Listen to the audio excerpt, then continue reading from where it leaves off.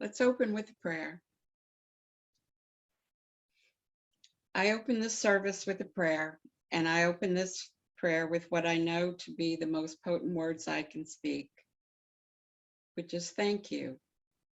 We're grateful to be here today to learn about how our emotions have reasons for being, as well as lessons to teach us when we seek and find their balance in our life.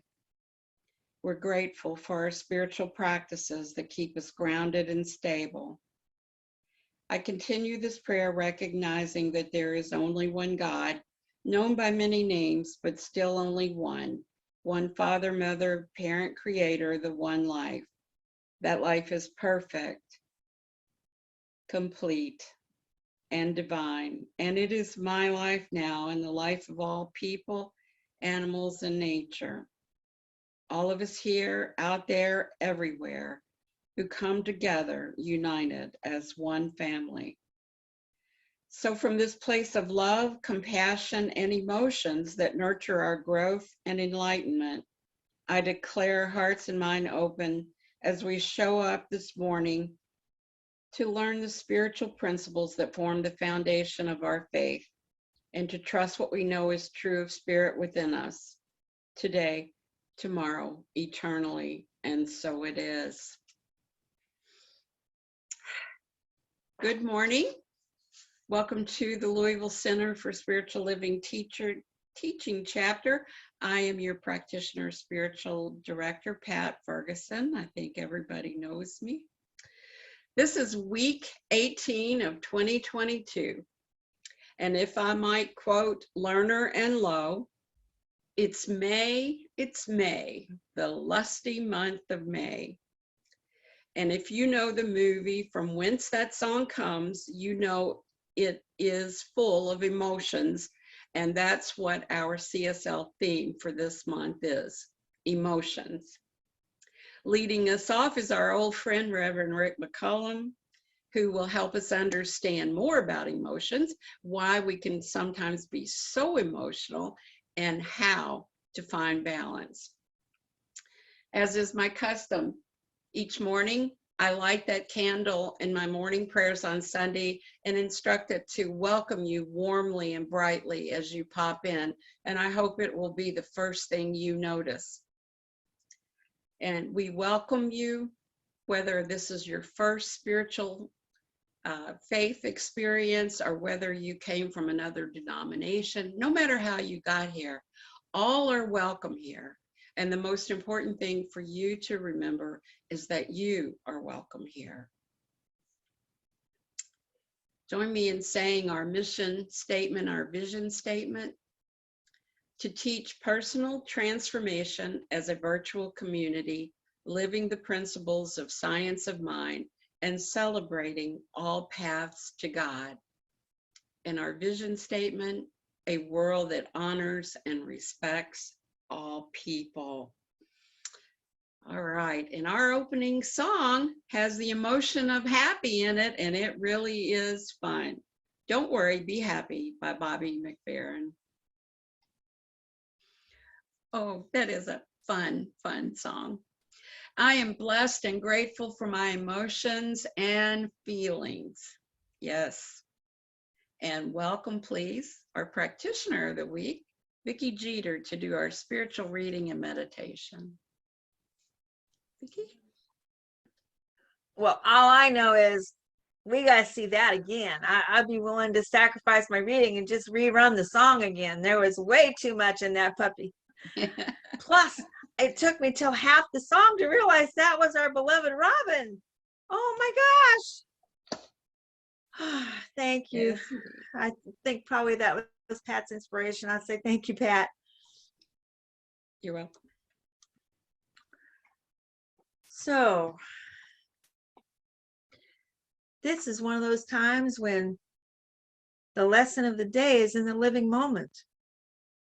And before I launch into this reading that is a shared collaboration between Rick and I, it feels perfect to offer the recognition that all of the emotions and the spice of life that we're talking about today, especially the difficult ones, they really move through like summer storms. You know, it's a patterning that we're given that has taught us in our generation mostly to latch onto those things, and that if it's going to be a cloudy day, it's going to be cloudy all day. And really, they move through. They move through like summer storms, and then the sun comes out and everything's in motion. All the spices, and like the guy said, it passes. And so it is with that idea in mind that I offer this very creative reading. And this was not by either Rick or I. The name of the author is at the bottom, and I will credit when we get there. What is on your spice rack? Long ago, herbs and spices were sacred. They were used in religious ceremonies and for healing. Now, they've pretty much been relegated to the tedious task of seasoning our foods and beverages. Their mysterious spiritual and supernatural power has been all but lost. Just to keep you on your symbolic toes, I've noted a few of our more mystical herbs and spices. Basil, a multi-herb, great as a charm against evil, used during funerals and rites of passage as an antidote also to deadly venom. Who knew? Cinnamon, myth contends that the phoenix lights itself on fire atop a cinnamon-laden pyre. The spice is also used in purification rituals and is considered an aphrodisiac in China. Think about that after sprinkling cinnamon in your coffee or on your toast. Cloves. In the old days, a clove tree was planted to mark the occasion of a child's birth. If the tree failed to thrive, it was a bad sign. It is also associated with love and protection. And clearly, if the tree thrived, then, everybody knew the child was going to thrive. Fennel, a symbolic herb of courage. Roman gladiators ate the seeds of fennel before entering the Colosseum. It was also used as a purification ritual. Rosemary, this herb is used to be planted on graves, signifying immortality. It is also associated with faithfulness and is included in a bride's bouquet. And clearly, that has to be about, I don't know if you guys have ever smelled rosemary that's on the bush, but I mean, you can smell it a mile away. Thyme, a multi-purpose herb that also Roman soldiers sprinkled thyme in their bath water because it boosted bravery. It's also for healing, to promote sleep, and to purify, and to encourage love and psychic ability. And the author is L.Z. Marie.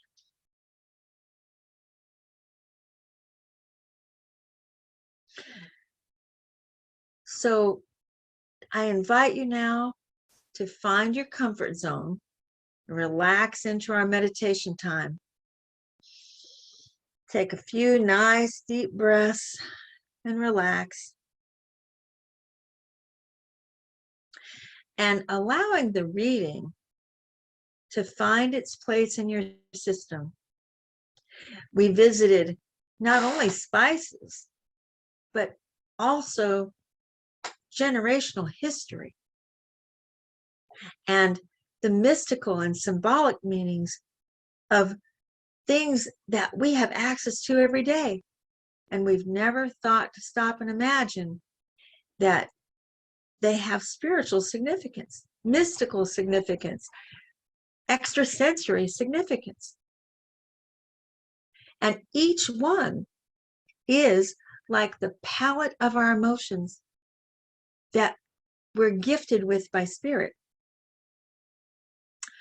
So as you breathe, with these ideas in mind, find your spice rack. See if you can imagine calling together your spectrum of emotions. It's as if when we say taste an apple, conceptually, we all know what an apple tastes like, but actually tasting the apple is distinct for every single one of us. And so as you consider your spice rack, only you really know the spectrum of your emotions. And so imagine as if you're going to be cooking up your day and you stand back from yourself and you notice, where is my humor? Where is my sadness? Where is my bitterness? Do I have some anger in there like cayenne pepper? Where is my inspiration that could be like a little sweetness here and there? Am I in touch with all my spices? Do I have spices back there that have been back in the corner that I haven't used in a long, long time? Fenugreek, maybe?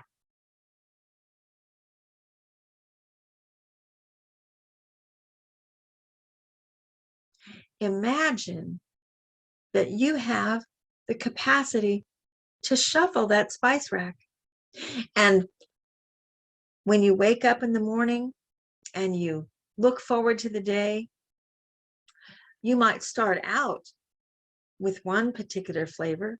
Maybe something you dreamt about was challenging, or perhaps you dreamt about being in a sea of M&Ms with lots of colors and lots of sweetness and childlikeness. The day moves on and M&Ms don't stay forever. And so you move on to tasks you have to do that might be salty, that might have a little pepper to them. Imagine now that you upgrade your rack. Imagine taking it out of the cupboard and finding a place in your internal abode where all your spices can be arrayed and seen easily and easily accessed, where you can reach up and embrace some grief. You can reach up and embrace the anticipation that a child has. And then you can put them back and pick out something else, like picking out colors for a coloring book and crayons. You pick one, you use it for a while, you make it part of your picture, and then you put it back. And today, offer your entire being, spirit, soul, and body, the encouragement that this level of creativity lifts everything up and makes everything possible. Taking another breath now, making room for this whole idea, for the whole recipe. In gratitude for the opportunity and what is already here. Thank you, thank you, thank you, Spirit. We just release it. We let it be, and so it is. So it is. We have some special music for you right now. And let this be your motivator to get up, start again, no matter how many times you have to try to do it one more time. This is the One voice children's choir singing Try Everything.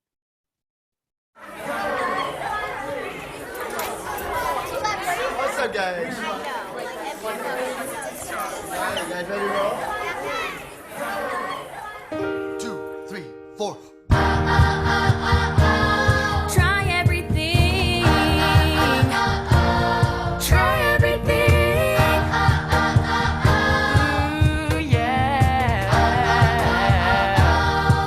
I messed up tonight. I lost another fight. I still mess up, but I'll just start again. I keep falling down. I keep on hitting the ground. I always get up now to see what's next. Birds don't just fly, they fall down and get up. Nobody learns without getting it wrong. I won't give up, no, I won't give in till I reach the end. Then I'll start again. No, I won't leave. I wanna try everything. I wanna try even though I can fail. I won't give up, no, I won't give in till I reach the end. Then I'll start again. So I won't leave. I wanna try everything. I wanna try even though I could fail.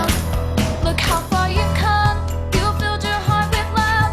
Baby, you've done enough. Take a deep breath. Don't beat yourself up.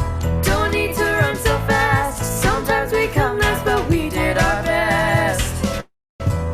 I won't give up, no, I won't give in till I reach the end.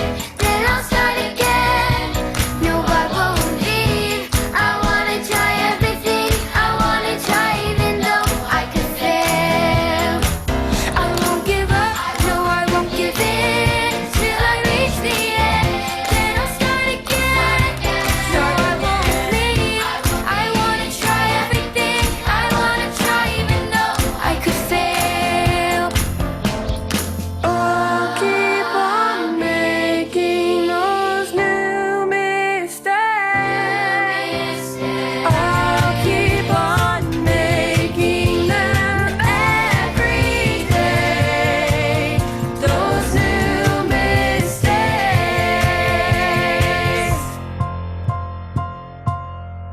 I won't give up, no, I won't give in till I reach the end. Then I'll start again. No, I won't leave. I wanna try everything. I wanna try even though I can fail. I won't give up, no, I won't give in till I reach the end. I'll start again. I wanna try everything. I wanna try even though I could fail. I won't give up.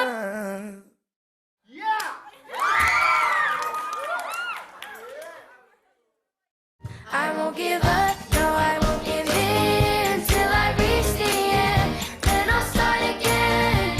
No, I won't leave. I wanna try everything. I wanna try even though I can fail. All right. Well, it's time for me to introduce our speaker, but this gentleman needs no introduction, so I'm just going to say, welcome back, Reverend Rick McCollum. Thank you, Pat. Thank you. Great to be here with everyone. So like the children sang, do you want to try everything in life? Are you brave enough to sing with them? I won't give up. I won't give in till I reach the end. Then I'll start again. I want to try everything, even though I can fail. Today's talk is what's on your spice rack. So Vicki set us up great with her reading about the spiritual significance of some of the spices. Now, the dictionary says that a spice is a seed, a fruit or bark, or other plant substance that's primarily used in flavoring and coloring food. You see, that dictionary definition doesn't include the spiritual significance of the spice of life. Now we also have spices in our feelings and emotions, such as fear, happiness, anger, sadness. All of these flavor our lives. Have you ever had the experience of creating a dish and you put different spices in there, making up your own recipe? Sometimes it works out great. Sometimes you feel like maybe you didn't do so well. For myself, I know that when that happens, I end up going back and realizing I could do this different, or I could do that different. Maybe if I used a different spice here, the balance of flavor might have been better. During May, each Sunday, we're exploring 4 key emotions. One week will be fear, one week happiness, another week anger, and then sadness. Our emotions are amazing resources to help us learn more about ourselves. The variety of emotions serves to add spice to our human life. As we lean into learning from emotions and creating a good balance in our life, we make the perfected recipe that's just right for us. And we're creating a blend of harmony, well-being, and growth. Rather than flee from difficult emotions, if we seek to face them with curiosity and wonderment, to look for the blessings in all of the emotions, our life can be different. Are you willing to try all the emotions that life has to present to us? It takes courage, and we may not like each emotion, but they can teach us something. Reverend Alma Stevens, who many of you know, used to offer a workshop each year titled, "Feelings Buried Alive Never Die." You see, we want to face our feelings and learn what they have to teach us. We need to avoid praying them away, which some people call spiritual bypass. That term, spiritual bypass, is defined as a tendency to use spiritual ideas and practices to sidestep or avoid unresolved emotional issues, psychological wounds, and unfinished developmental tasks. The term was introduced in the mid-1980s by John Wellwood, a Buddhist teacher and psychotherapist. Now, I know personally some good Christians that say, well, a good Christian is never angry. Now, if that's a tightly held belief that a person has, they're not going to let themselves feel anger. And so that anger then gets buried in their body. It will surface in the future, often at a most inopportune time. Some minor situation can trigger that buried emotion, and it has to be processed. So it's very important for us to do our spiritual work of examining our emotions. Breathe through them and find a way to face those scary monsters that may not be so scary after all. We might just learn that we had a misconception, or that we were trying to assign meaning to something erroneously.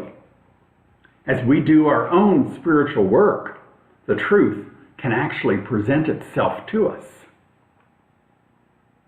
So our first point for today is, don't run from your emotions. Remember the kids singing, "I want to try everything, even though I know I can fail." So don't run from your emotions. Some of us are taught during childhood to shut down our emotions, and therefore we're hiding or running from them. I was not encouraged to be in touch with my own emotions.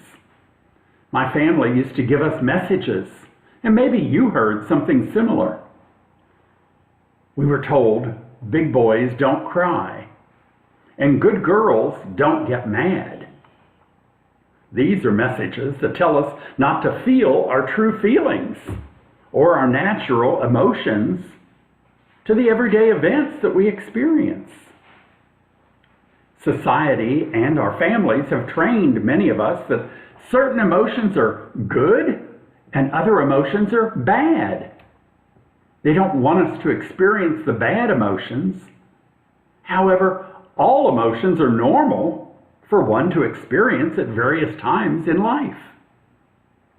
If we buy into a belief that some emotions are not good and we should not feel them, we may berate ourselves for having those emotions. And that's how hidden beliefs begin to develop. And as they develop, they can affect the outcome of our experience of life. An example from my own life is when my father died. It was 22 years ago now. And I had the belief that he did not love me based on his actions and reactions to me through life. When I was told that he had died, I shrugged it off. It didn't seem to be a real loss or any big deal for me.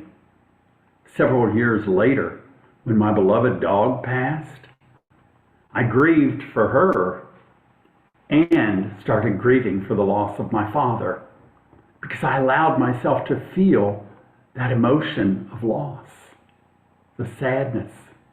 Burying my feelings about the loss of my father didn't take them away. It simply postponed my processing of them. In ministerial school, part of the spiritual work I had to do was to reveal the great love that my father had for me. And I was able to apply forgiveness and compassion to our relationship and to truly grieve my loss of him. By facing our emotions and looking underneath them, we learn how these hidden beliefs originated. We can do the healing work necessary then to process them, instead of hiding from them or ignoring them, burying them alive, if you will. By embracing these emotions, we can uncover our hurts and pains, and then apply forgiveness, compassion, and the love that's needed to heal them. These tough times become learning opportunities for us, and we grow through emotions to bring balance into our life. We no longer need to ignore, run, or hide from the pain.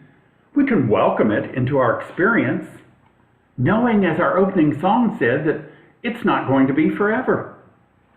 It will pass, like the seasons.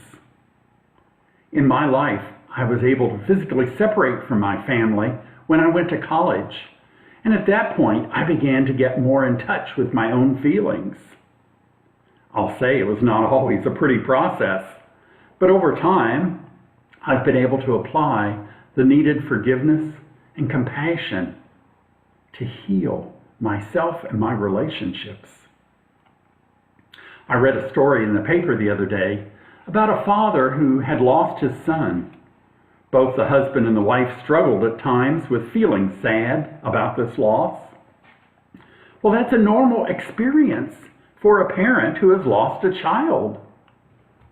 One day, the man was getting ready to leave on a business trip and was feeling down. His sister happened to call. Now, this sister lived several states away, and she wasn't very close to him. And when she heard him express his true feelings of being down, she hung up and called the police to do a wellness check on her brother.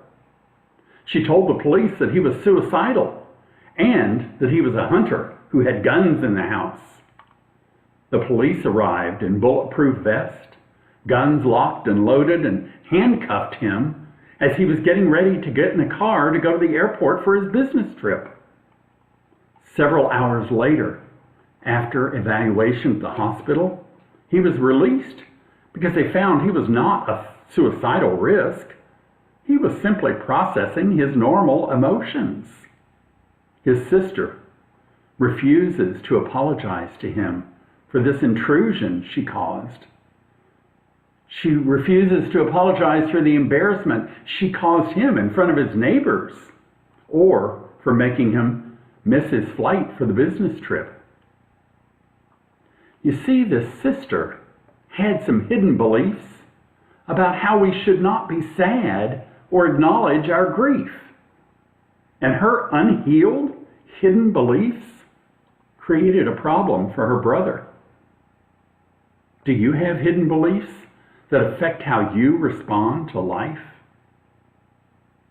I'm betting that all of us have some that we can uncover.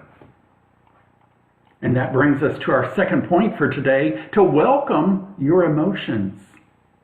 I'm grateful that I've been able to feel many emotions as I have grown older and learned from each of them on my life's journey. Welcoming painful emotions means looking it directly in the face and seeing what it has to say. Now, this usually requires some humility, a lot of courage and strength, because it can be a tough exercise. In my own journey to learning what I really felt, I had to face a lot of pain. I'll spare you the details, but I can tell you I had several experiences of being overcome with emotion, with shame, and with guilt for having my true feelings. And then I would end up on the floor in a puddle of tears. That happened on more than one occasion as I learned to feel my feelings. And once I learned to do that, they could pass more quickly. I didn't have to bury them. Ernest Holmes defines emotion as the mental energy set in motion through the feelings of joy, grief, fear, hate, love, awe, even reverence. In the well-balanced person, he says, emotion is controlled by the intellect. But in many people, there is a conflict between the emotion and the intellect. He goes on to say, emotion uncontrolled produces chaos. Unexpressed, it produces confusion, conflict, and complexes. For the energy will have an outlet. Bottled up, he says, it creates a pressure that is the cause of much damage to our physical body.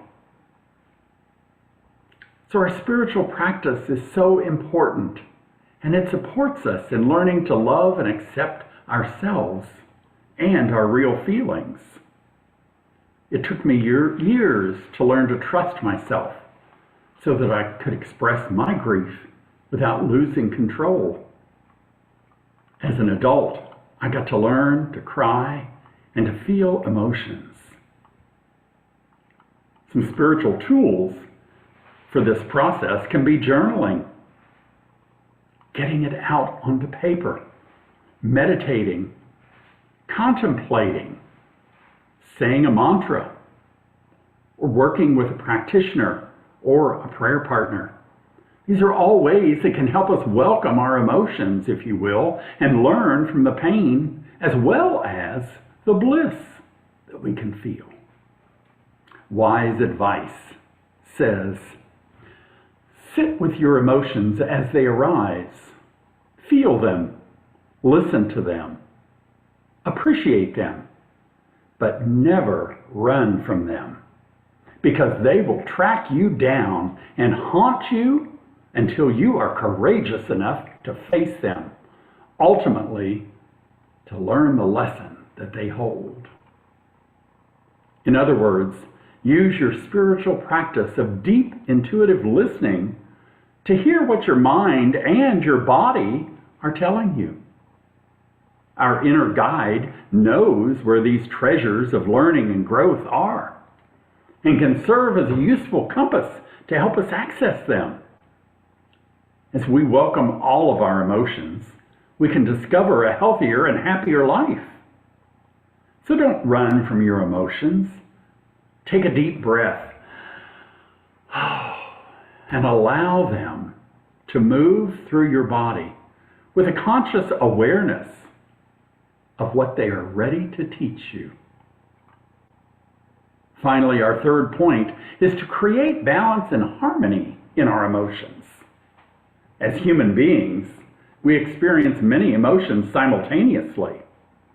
There are so many emotions in our emotional spice rack that when we focus on just one type of emotion or feeling, our life becomes out of balance. Just like you can't add too many hot spices to a dish and have it taste right. The same is true of our emotional life. Variety and balance will lead to harmony in our mental and physical lives. If we don't use the salt, pepper, or herbs available for creating our meals, they'll not provide the optimum flavor and balance of taste. So if we don't have a balance in our emotional life, if we're not willing to try everything, to let it flow through us, things will not be in balance and harmony. Some examples: if you have too much joy or bliss, it can cause overexcitement, even anxiety, or too much stimulation. Too much sadness can cause depression and an onslaught of other emotions. If you have too much fear, it can cause you insecurities, isolation, a feeling of unworthiness, or doubting yourself. We're constantly working through our emotional processing center based on what's going on in our lives and in the world around us. We don't want to be oversaturated with one type of news going on.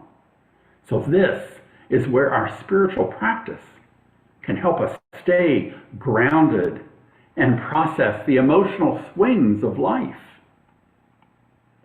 I want to share a final story with you to show the importance of balancing our emotions. The son was just about to graduate from college. For many months, he had admired a beautiful sports car in a dealer's showroom, and knowing that his father could well afford it, he told him that that was all he wanted. As graduation day approached, the young man awaited signs that his father had purchased the car. Finally, on the morning of his graduation, his father called him into his private study. His father told him how proud he was to have such a fine son and how much he loved him. Then the father handed his son a beautifully wrapped gift box. Curious, but somewhat disappointed, the young man opened the box and found a lovely leather-bound Bible with the young man's name embossed in gold. Angry, he raised his voice to his father and said, "With all your money, you give me a Bible?" And he threw the Bible on his father's desk and stormed out of the house, never to return. Many, many years passed. The young man lived his life. He was successful in business. He had a beautiful home and a wonderful family, but something was always missing. He always had a place of sadness within himself for the way he treated his father and for the fact that he had not seen him since his graduation day so many years ago. He came to realize that his father was very old and perhaps he should go see him. But before he could make the time and make the arrangements, the man received a call telling him that his father had passed away and had willed all of his possessions to his son. He needed to come home immediately and take care of the estate. When he arrived at his father's house, he began to go through his father's important papers in his desk. And what did he discover? But the still new Bible, just as he had left it years ago. Tears filled his eyes. He opened the Bible and began turning the pages. His father had carefully underlined a verse, Matthew 7:11. "If therefore you who err know how to give good gifts to your sons, how much more will your Father in heaven give good things to those who ask him?" As he read those words, tears fell from his eyes, and a car key dropped out of the back of the Bible. It had a tag with the dealer's name, the same dealer who had the sports car he had desired. On the tag was the date of his graduation and the words, "Paid in full."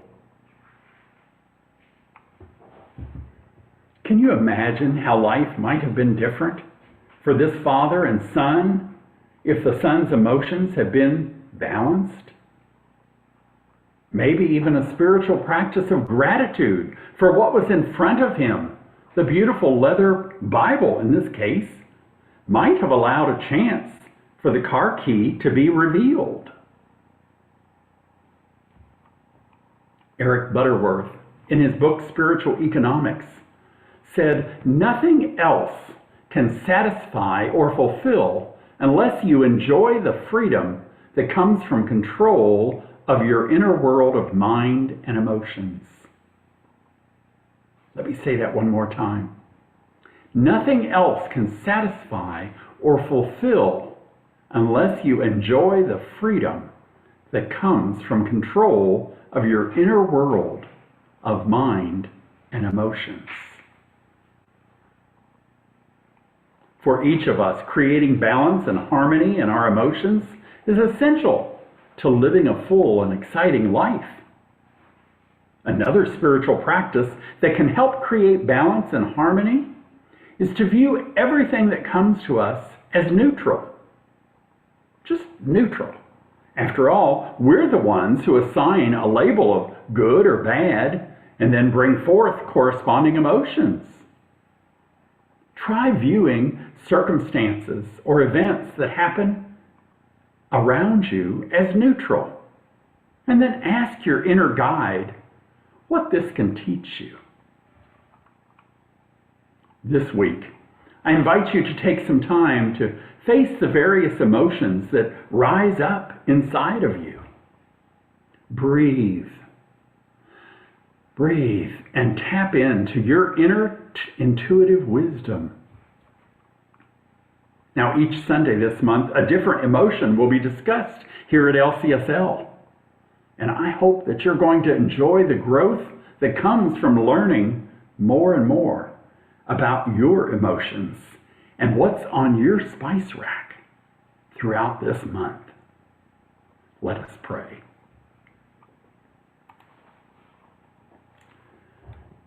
We pause and turn within to breathe deeply this message that Spirit has for each one of us.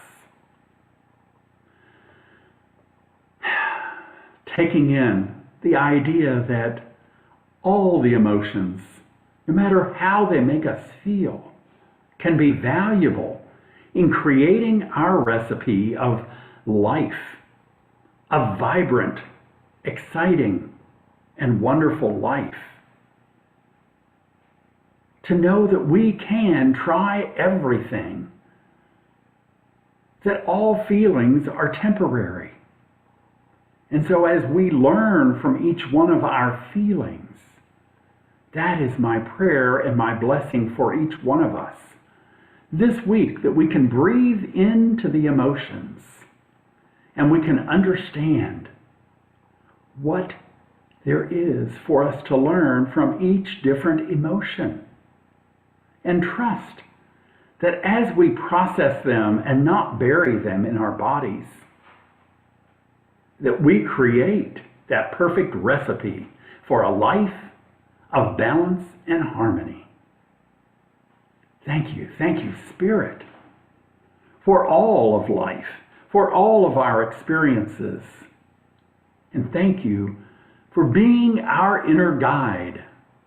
Help us to be open to hear your intuition, that guide within that always leads us on the higher path.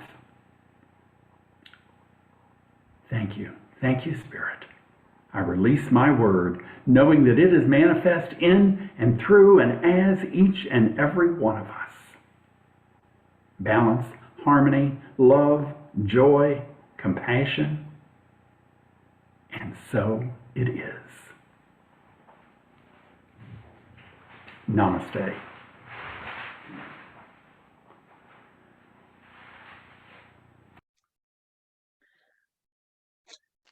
Namaste, Rick. Thank you so much for such a lovely, lovely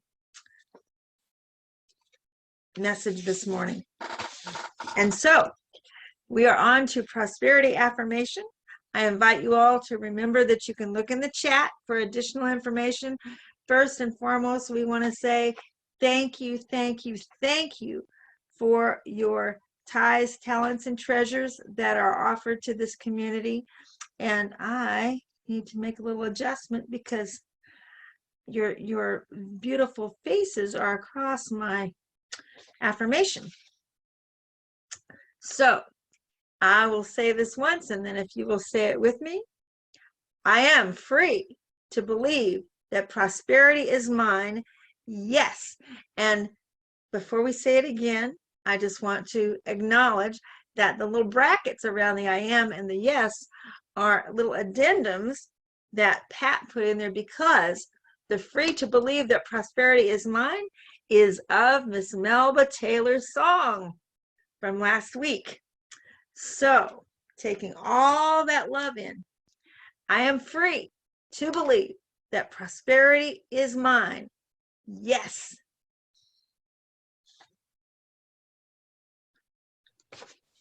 Yes, indeed.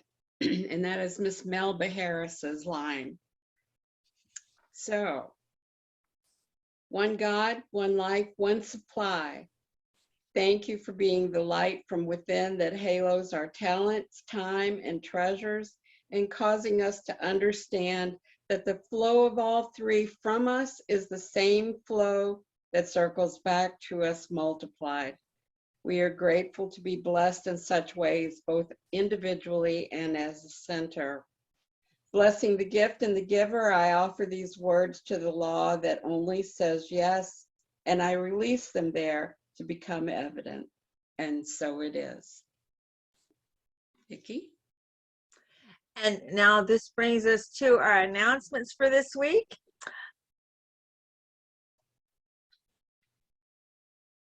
So this one is near and dear to my heart. We are coming up to first Wednesday for May, on May the 4th, from 7 to 8 p.m. right here on this same Zoom link. That's Eastern time, and I will be there to meet and greet you. We are going to do our third installment on mental equivalence. I'm so excited because we're going to talk about what's called pushback, and we're also going to talk about what I'm learning about the atmospheres that augment creativity and how creativity is a direct line to spirit, which then magnifies our mental equivalence effortlessly. So it's kind of a yin yang that wraps up this series on mental equivalence, and I hope all of you will be there because it's going to be awesome and it is immediately applicable. And then, of course, we have men's group on Thursday from at 6:30, once again on this same link for all the guys.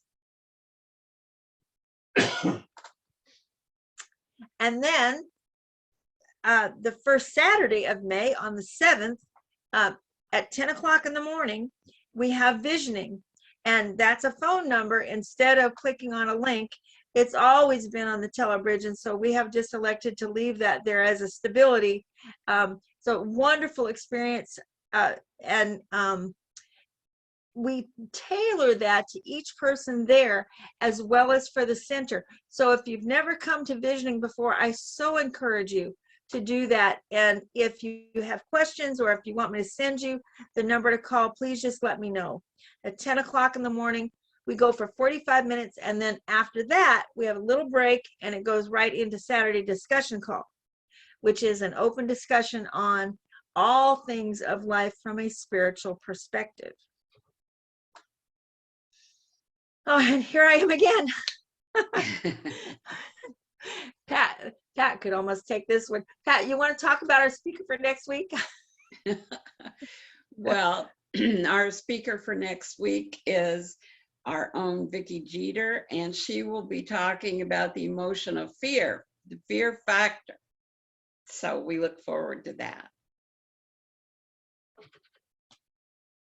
And we can say this together. You are magnificent. Yes, you are magnificent. Our closing song is Thank You for This Day by Karen Drucker. You're going to be singing this all day long.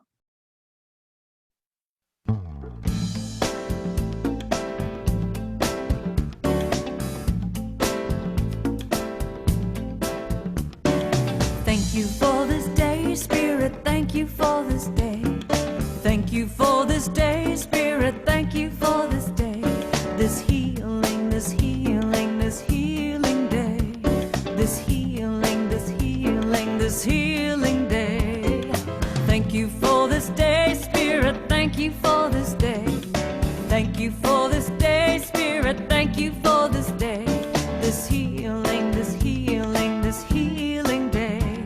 This healing, this healing, this healing day. Thank you for this day, Spirit, thank you for this day. Thank you for this day, Spirit, thank you for this day. This healing, this healing, this healing day. This healing, this healing, this healing day. Thank you for my friends, Spirit, thank you for my friends. Thank you for my friends, Spirit, thank you for my friends. My wonderful, my wonderful, my wonderful friends. My wonderful, my wonderful, my wonderful friends. Thank you for my friends, Spirit, thank you for my friends. Thank you for my friends, Spirit, thank you for my friends. My wonderful, my wonderful, my wonderful friends. My wonderful, my wonderful, my wonderful friends. Thank you for my health, Spirit, thank you for my health. Thank you for my health, Spirit, thank you for my health. My radiant, my radiant, my radiant health. My radiant, my radiant, my radiant health. Thank you for my life, Spirit, thank you for my life. Thank you for my life, Spirit, thank you for my life. My glorious, my glorious, my glorious life. My glorious, my glorious, my glorious life. Thank you for my wealth, Spirit, thank you for my wealth. Thank you for my wealth, Spirit, thank you for my wealth. My opulent, my opulent, my opulent wealth. My opulent, my opulent, my opulent wealth. Thank you for this day, Spirit, thank you for this day. Thank you for this day, Spirit, thank you for this day. This healing, this healing, this healing day. This healing, this healing, this healing day. Thank you for this day, Spirit. Oh, well, thank you. Thank you for this day, Spirit. I want to thank you. I want to thank you. Thank you for this day, Spirit. Every day I say thank you for this day.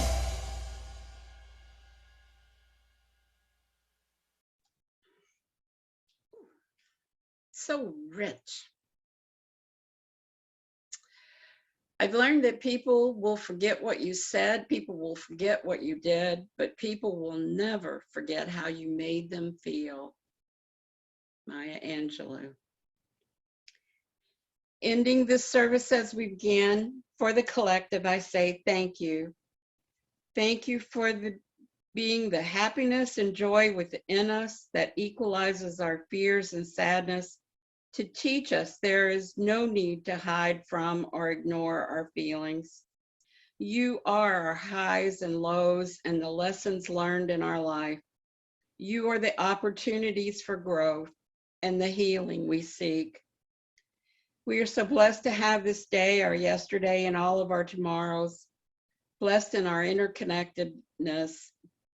We are simply blessed and we know it, and we appreciate all we have and all we are capable of being when we accept not only who we are, but whose we are.